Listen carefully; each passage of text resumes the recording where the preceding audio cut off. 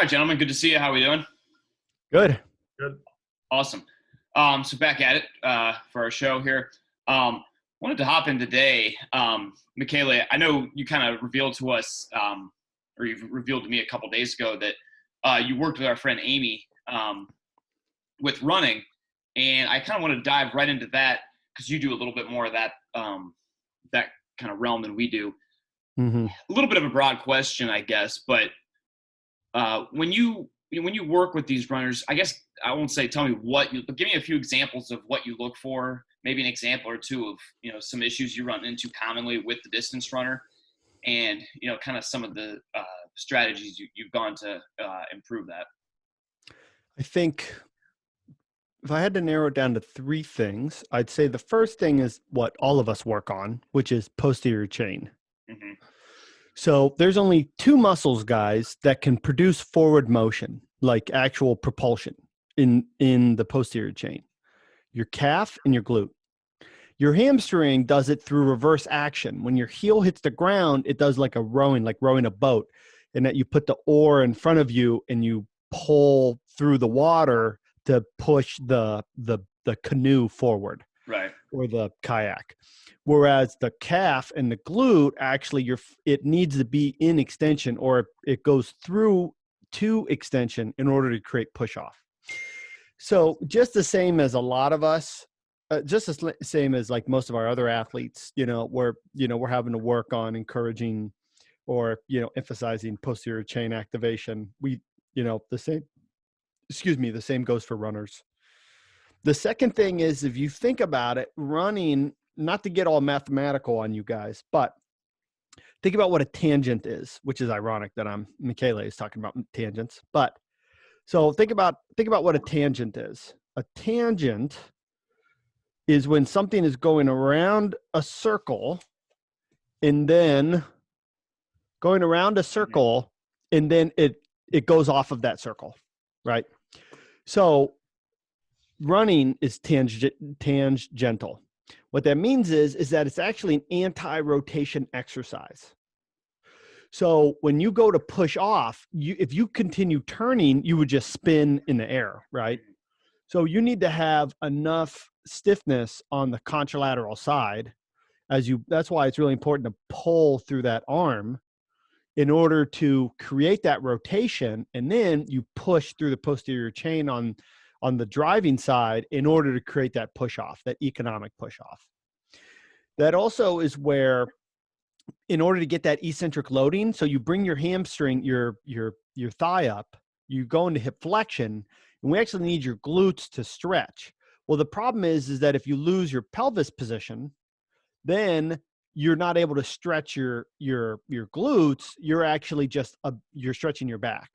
So then you're over reliant on your hamstrings and your calf, kind of like creating a circular pattern, like I talked about with the first thing. So it's really a lot of anti-rotation. Like, you remember that running workout that we put together, Mike, a couple years ago for my Army program? Yes. Out in the National Guard.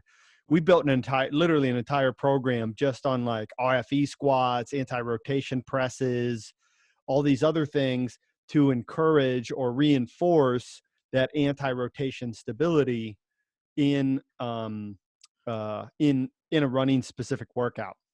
Because obviously the three main movements for the Army used to be, up until just this past October, a few months ago, was running for time, timed push-ups and timed sit-ups. Sit-ups, yep. Yep. So anyways, that can be another topic we'll touch on sometime. But the final thing is, and this is kind of related, but just isometric strength. So you need to prevent that knee from wobbling. We really need your deep hip rotators to be able to work in an isometric fashion. You also need your like hip abductors and your lumborum and your obliques to also work in a isometric fashion. So like when you hit the ground, we don't see this drop where you land, you're here, and then you drop. So you're running and then your foot hits the ground and then you collapse in like that. So instead, we need you to be stable. So as you're running and you hit the ground, your hips stay up. instead of letting it drop like that. And then of course we see that knee collapse too, you know, especially if they're wearing slippers while they're running. That's like the worst ever. They look good though. Right. And so this is that loss of that isometric strength.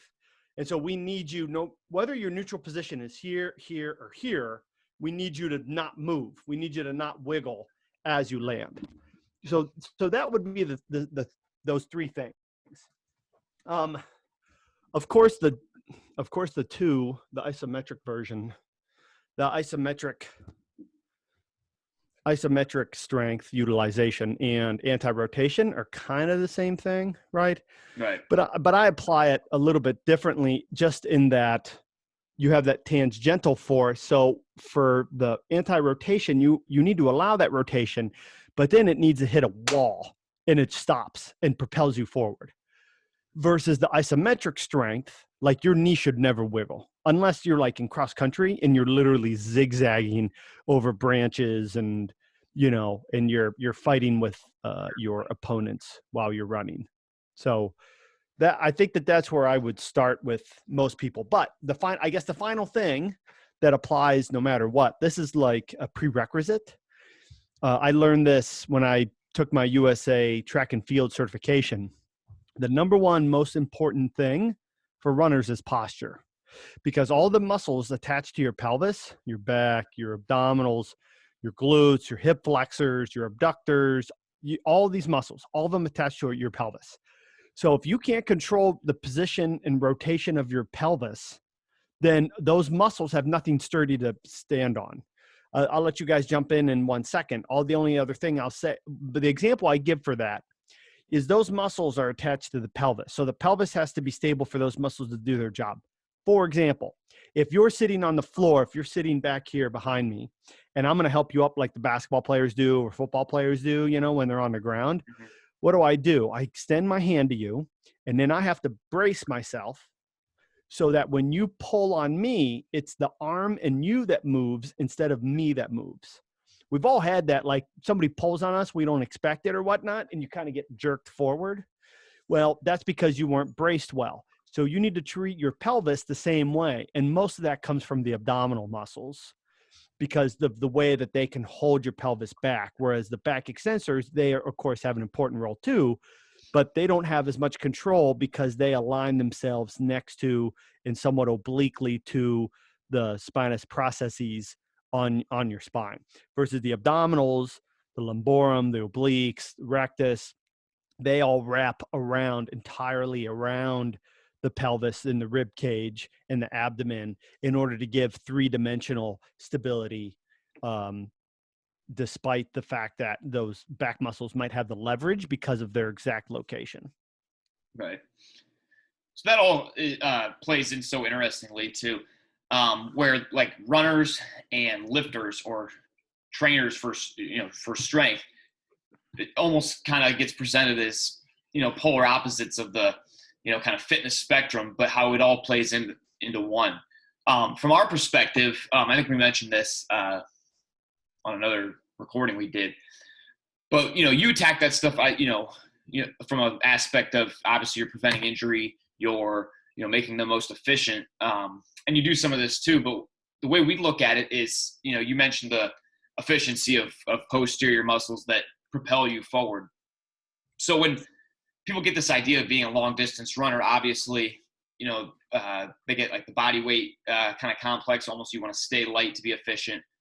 But if you think about it, one stride of that race or that run you're doing, seems so inefficient in a grand scheme. But if you increase the efficiency of that glute firing for one stride and you multiply that by however many, 5,000, 10,000 strides, yeah, in any type of race or run you're doing, the difference not only in your time, or even how aerobically efficient you are now because of how hard you have to work to make up for that, and also the wear and tear, because when you're not using the glutes properly, I'm sure you know this, you mentioned how you could be stretching on that back if you're not stretching the glutes properly. The knees certainly take more of a brunt when the glutes don't fire properly. So having the base of strength, even as a runner, is just as important as anything else, really. It's just a little harder to obviously convey the message because of the nature of running seems so much more mellow. It just is such bullshit. It's Mm-hmm. crazy. It's absurd. Like, for example, I have my phone up because a really good half marathon time for a man is like 2 hours. Okay. So that's 120 minutes. So let's multiply that times minutes. So that's 7,200 seconds. Okay. So let's multiply that times 1%. That's 72 seconds. So you can gain a minute, a minute 15. I think that's right. Yeah, I'm pretty sure. Yeah. Anyways, you can gain over a minute just in that amount of time. That's like between winning and losing. It can be, if you allow, if you're able to improve your economy, just that one amount. Right. And the thing that people don't realize, and that, again, that 1%, that's if somebody's like, already pretty well trained. But for the most of the average Joes that we are as, recreational adults, and most of the runners that come through our doors are not at that peak level because they have real lives. Obviously they can't do everything like professionals can. So the odds that they're going to gain an improvement does go up. The thing is, fellas, is that there is not one single piece of research, not one, that says that weightlifting has a negative impact on running of any distance. At the very worst that it says is that weightlifting has no positive impact on running economy, which means you won't become more efficient, which means you won't be. So running economy is how hard you have to work, kind of like you were saying, Michael, that tiny little bit, how hard you have to work in order to produce in order to maintain a certain speed, right? Mm-hmm. So if you don't have to work as hard to maintain a certain speed, well, all of a sudden now you're able to increase you're able to maintain that same speed with less effort. And therefore, hypothetically, you're able to maintain a faster speed with less effort. Right. So that's the absolute worst, Waleed, is that you will get all those other positive effects from running, from weightlifting in runners, but you just won't get, your efficiency won't improve. And that's the majority of evidence says that. The majority of evidence says that there actually will be a positive effect. So I'm getting all excited, so I'm trying to turn my mic down a little bit. So there actually will be a positive effect on your running economy. I had a distance runner when I was up in Cleveland, ran for Menor really well, great work ethic. I said, listen, don't warm up today. Come in 15, 20 minutes. We'll do some isometric work. We'll do some really just some things to activate the glutes, posterior chain. She went and PR'd in the mile. I mean, we're talking about a senior who believed in working out. She had a busy schedule, but she's like, okay, I'll do it. And she texted me after. I just PR'd in the mile. I mean, we're talking about a senior who, I mean, it was literally, not even 20 minutes she came in. It was some sled. It was some different split holds. And right there, it was just like, that was the evidence that, that population needed that I was working with. Yeah. Think about it too. Like, you mentioned, Michele, kind of getting an increased speed, which essentially is what you will do with this. But what if what you're doing when you properly strengthen and activate the muscles that propel you forward is that you're actually increasing your stride length. So your number of strides in the mile are how many less now. And so now on top of that, you're probably recovering better because of your number of turnovers, your number of impacts on the joints every time your foot hits the concrete. And also your training volume can go up. Your actual running volume in practice can go up because you're not getting that wear and tear. You're probably recovering better. So even though, again, what you will do when you increase the amount of distance you're covering per time is increase your speed, if you actually look at it from an efficiency standpoint, in less strides, same amount or more ground. Yeah. And that's the thing that people don't, the only thing that I'll say that's counter to what you just said, Mike, is that I agree with what you said, But the thing is too, is that you get more out of your workouts because you're able to work harder during your workouts. You're more efficient. Mm-hmm. So I'm able to achieve, I don't have to work as hard. So that's the other thing too. You're right about the stride length, but also again, muscles are elastic. So they are active contractile structures that are like literal springs. Running is an inverse spring model. So essentially you hit the ground with between 2.8 and 4.2. I think that's the right number. It's like between 2.5 and 4 times your body weight. And that compresses your muscles. And then those muscles through shortening, the stretch shortening cycle, then lengthen, creating power. So the more strength that you have, the more strength that you have, the more efficient that compression of that spring is, and thus the less hard that you have to work in order to create that same distance, stride length, or create a further stride length, like Mike said, which then allows you to increase your speed. Because the only thing that you can increase, the only thing that is absolutely tied to your speed is your stride length. So in order to go faster, you have to stride more. And you know what's crazy is like Usain Bolt, because he's so tall, he takes something stupid like, 7 or 12 less strides than everybody else in 100 meters. So you have to be whatever that is, like 8% faster than him in order to even just stay up with him, because he covers that much more ground. He covers 12% more ground or 8% more ground per stride than you do. And it's almost it's literally almost impossible. Yeah. We talk about this a lot. Like, so, and it does tie in. You're talking about sprinting now, but you had mentioned stride length, which is the most important part. And when you're talking about sprinting, you can also get a factor of your frequency of strides. But what we find is the untrained individual relies so hard on that fast frequency of stride, right? So just chop, chop, chop feet. That's what a lot of Waleed's kids look like at night, I'm sure, is just fast feet, fast feet, fast feet, but not going anywhere. When you watch Usain Bolt run, if you just kind of isolate and watch him run, he probably doesn't appear that fast because you're looking for that pop, pop, pop, pop, pop running, but he's just gliding like down the field. There's a couple players, like I remember like Terrell Pryor used to be that way. I'm thinking about that like 90-yard run he had. Mm-hmm. And he doesn't look like he's going that fast, but he's just smoking these guys because they're all trying to catch up with, he was another guy that could just like gazelle run down the field. And again, it was that stride length. And the best way to increase the stride length, again, is how much force, kind of like you mentioned there, force that you're putting into the ground, contracting and pushing back into that forward motion. Yeah. And I think about also as a PT, like, joint range of motion, and like there's a couple other factors involved in that, but all things being equal. Yeah. So again, the thing is that your hip flexor, there isn't that much active. If you have good hip extension and good glute activation, then your hip flexors are stretched. So then bringing your knee up actually is like more of a reflexive thing. And then that's obviously why you need your abdominals to work really well to prevent your pelvis from tilting anterior. You can kind of watch who's going to do well in some of like the middle distance, like 400 to like 1 mile races, just by watching abdominals, just by watching low backs.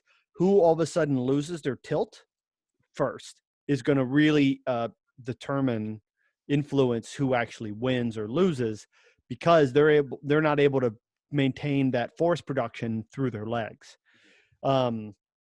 So I think that the other thing too is that the reason why the kids or untrained people have to take so many strides is because they're not producing any power. So if I only produce half as much power as I could, well, then I have to take twice as many steps, which again gets us back to running economy, running efficiency. How hard do I have to work in order to go a certain distance or maintain a certain speed? Right. The untrained, it's almost like in an untrained athlete, you're almost trying to turn over your steps faster than they need to produce the force, right? It's almost like you're trying so hard on like and those are the people that almost look like they're trying hard, right? But they're not moving anywhere. And it's almost like, like you kind of mentioned, they're almost not letting the process happen. It's still a very fast process. Foot hits the ground, contract, move forward. But you'll see somebody that almost looks like they're trying to like outrun that process. I want to go back real quick. You kind of mentioned the pelvic tilt when you're watching runners. So let's say you're working one-on-one with a running client, and this is something you notice. How do you go about trying to cue that in with pelvic tilt with a runner? I think it's 3 phases. First, you combine all 3. You don't have to start on either one of them. All 3 are tools, and then you can use those. The first is, on the ground, not so much because it's like, it's activation exercises, but instead you can use the ground. All of us can use the ground as like a measuring stick, because it's like, do you feel the ground? Where do you feel the ground? What part of you do you feel? Do you just feel it on your tailbone? Well, then you might be kind of rolled forward. You kind of have your weight on your ischial tuberosities. Versus if you're in a neutral pelvic tilt, we don't want you like laying on your spine with your butt up in the air, being in a posterior tilt. We want you in more of a neutral position. So that's the power of the ground. So usually start with some kind of like abdominal marching, some bridging, like teaching them how to disassociate or uncouple movement in their pelvis from movement in their hip joint, So we'll maybe do a little bit of that. Then we'll have them maybe get up and then do some marching, on the wall. Or, you've seen me do this before, where I'll have them have a band around their waist, and I'll connect it to the rack, or like a lolly column, a pole.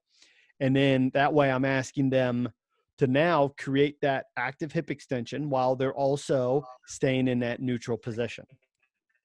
The last thing is, it's obviously like, then we go into the dynamic. So let's say the most common is anterior pelvic tilt. That's where people lose. So we might kind of like, I might have them do a half kneeling hip flexor, kind of stretch, have them do some contract relax of their glute, so they can start to feel what that feels like to have glute activation with their abdominal activation, rather than just an isometric glute hold, which that's great. That's a good start to get some lengthen the hip flexor, and also to stabilize the joint, the hip joint. But that's not functional, because every other step that you take, your glute goes from being eccentric to concentric, and then back and forth and back and forth. So maybe have them do some of that, have them do some bridges, have them do some abdominal marching. Then we get them up. I'll have them march on the wall, hands on the wall. I might, if they don't kind of understand like where they are in space, I'll either have my phone or have the mirror on the wall, and I'll have them march. And then have them watch themselves as they're marching, because then they can see their pelvis moving. And whenever I work with track athletes, what we do is that we kind of differentiate what exercises are meant to be abdominal and what exercises are meant to, like, for you to just focus on other techniques. And the way for me to do that is you tuck your shirt in. If your shirt's tucked in, that means you're focusing on your abdominals. Okay, so we're going to do that for your marching exercises, for your skipping exercises. So you learn how to like create that pop, while also having that isometric contraction of your abdominals, or that anti-rotation, kind of like we were talking about before. So then the final thing is that then we'll either go to like some resisted running, or we'll go into like some lunging, or maybe even the sled push, where I'm asking them to actively produce force, while they're also then controlling that same position. So, and it depends on the level of the athlete. We might start static versus go into, or closed chain exercises versus going into like, do continuous movement patterns like sled pushing, running, weighted carries, those kinds of things, walking lunges, versus we might do a reversed lunge squat pattern if they're RFE, if they're struggling to demonstrate that pelvic control while they're moving their feet as well. Yeah, sled's a big one for us. In our populations, we really kind of learn with sprinters. Of course, it gets us good sprinters or those type of athletes, I guess, even team sport athletes that are involved in that type of high burst activity. Getting them in a good starting position and pushing through the ground fully, using that glute, using that whole, action of the lower body to extend through the ground. The sled's a big one. You mentioned farmer's carries. I like that for that anti-rotational component that you talk about with running. I always tell the guys, Waleed, I actually saw you do this at one point. I kind of started doing it more when I saw you do it, but introducing a little bit of dynamic to the farmer's walk, like getting around a cone, changing a little bit of direction with your weighted carry. I think that's a great one. Again, for that aspect, Michele, that you mentioned. You'll always tell these guys those kettlebells shouldn't be moving around. You shouldn't be moving around. I want to see your shoulders do this when you walk. You know what I mean? That kind of. Yeah. So two of the most basic ones, and what is beneficial to us is that they're fairly easy to coach compared to other movements, but super efficient. Yeah, and the thing is that there's no way to simulate the stress. And to be honest, we're not even really doing it. We're not even really doing it asking them to hold a 50 or 60 pound kettlebell as they walk, because again, they're loading their body weight as they step, as they run. It's even for just to make the math easy, 100-pound middle school girl, she's applying between 200 and 400 pounds of weight on her one leg. But the point is that we're teaching them how to be stable, kind of like that hip drop thing I just showed a second ago when I stood up.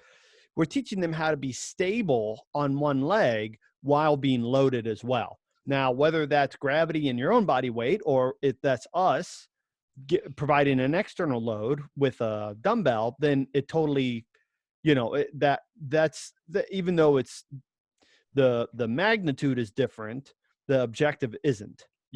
It's in being stable in that direction.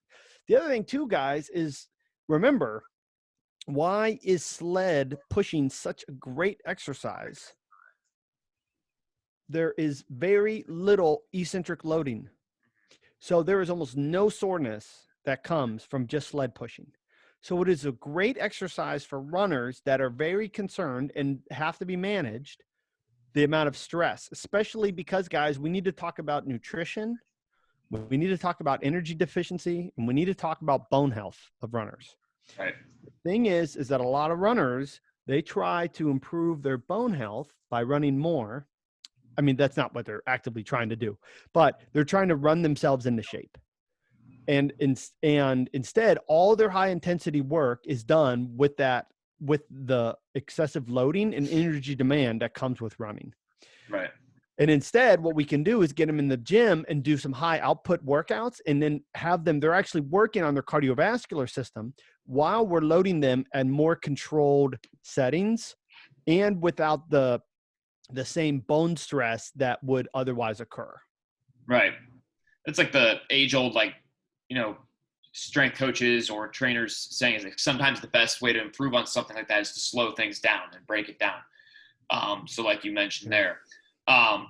But yeah, it's a tough sell. Like you're 100% right. Sled pushing, low eccentrics, hard soreness. But because when you're doing the sled, it comes off as like, it's like the stigma around the sled. Like, oh my gosh, we got sled today. It's brutal. Yeah. And in the back of the trainee's mind, it's like, that's going to leave me dead. I'm not, it's like, what's going to leave you dead from leg day? It's like that kind of stigma. And so it's a hard sell. Same thing with the lifting. You mentioned if running is somebody's bread and butter, then they don't want to go into their, run with that leg day feeling. You know what I mean? Like as lifters and strength guys, we don't mind it. We almost like that stuff. Yeah. But from their aspect, this is just supplementary to their running.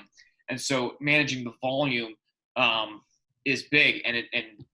But you're right. Like trying to push this on the runners when to them, they view it as breaking their body down can be tough.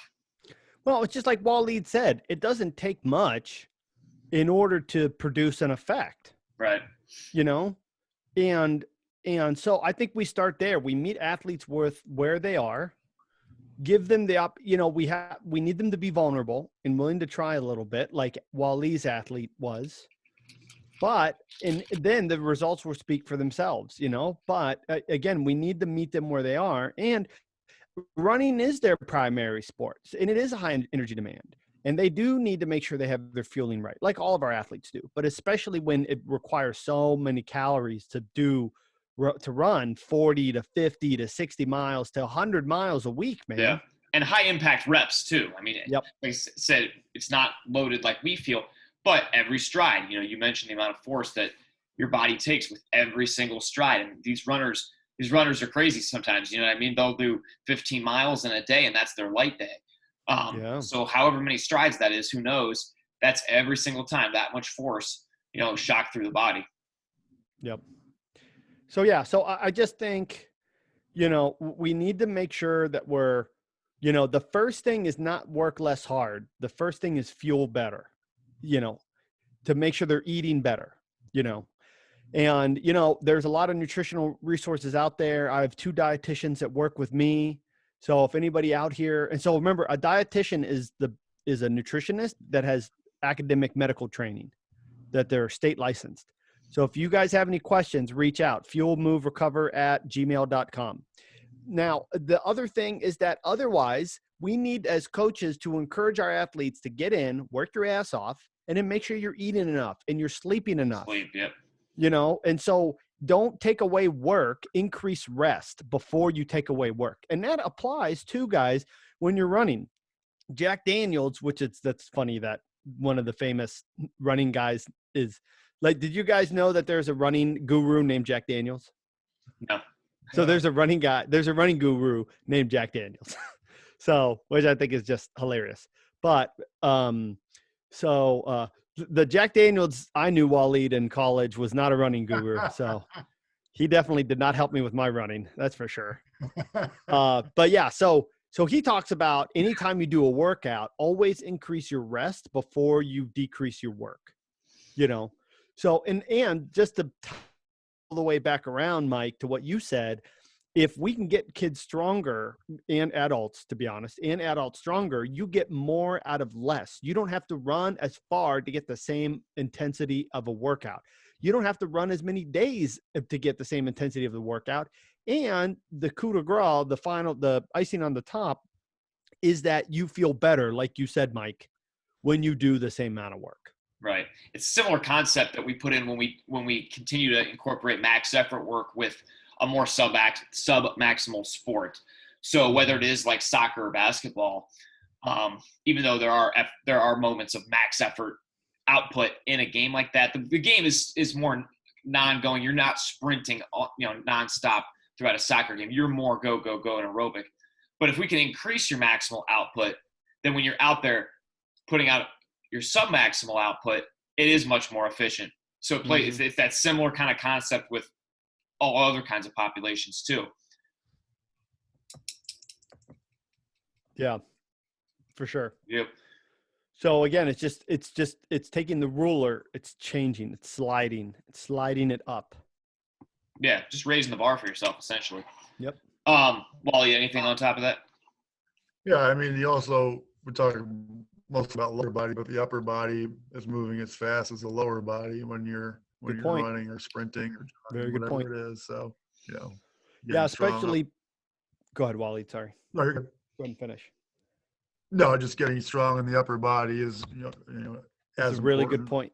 That's a fantastic point, because again, by pulling that hammer down, when you're running, you are throwing your body, that tangent that I drew on my paper at the beginning. You're creating that rotation by pulling more. It's the same thing with throwing. You bring, as that arm comes up, that front elbow, you're trying to pull your shoulders around to create more energy in your throwing arm. So yeah, that's a excellent point. And of course, it's entirely ignored in runners. Right. So a couple minutes left here. We'll kind of start to wrap this up. Michele, you want to go ahead and tell us kind of if you could summarize, what you do with runners, what you're doing with runners now, and if anyone is looking for that type of coaching, what they can reach for you. Yes, sir. So remember, just like most of our athletes, they spend too much time sitting. work the posterior chain. The second thing is that you need to be able to control rotation while you're able to produce it, kind of like what we just said. So a lot of anti-rotation stuff, body awareness stuff. Have them put their back up against the rack and have them do an anti-rotation, and the coach can try to be the stimulus, see if you can get them to give in, see how they can dynamically switch from left to right, which you can't do that with a Pavlov press because you got to turn all the way around. So whereas with a coach can push you left, right. And then remember, the most important thing about runners is pelvic control, because that determines the push and pull of everything. So use the ground, use mirrors as feedback, and then progress just like you would anything else. If any of you have questions, you're welcome to reach out at Fuel Move Recover. Like I said, on the Zoom, you see Advancing Athletics. That's the name of my company. You can go to our website. It's exactly that title. And see, we have our own podcast, Fuel Move Recover, a performance and wellness show. And otherwise, reach out, Michele Ionno on all social media. Last thing, we're starting the running talks back at Second Soul. So I'll have more to tell you guys about that next episode. Awesome. Good deal. Wally, anything else? The usual, just youth schedules back on track. Already thinking about summer and what we're going to do then, and looking forward to that. So, all right, awesome, perfect timing tonight, guys. Wanted to kind of off the cuff there, but wanted to cover a little running since we had talked about it earlier this week, Michele. So, I think it was a good talk. Hopefully, people get some stuff out of it. Yep. Thanks. All right. See ya. We'll see you guys. See you guys.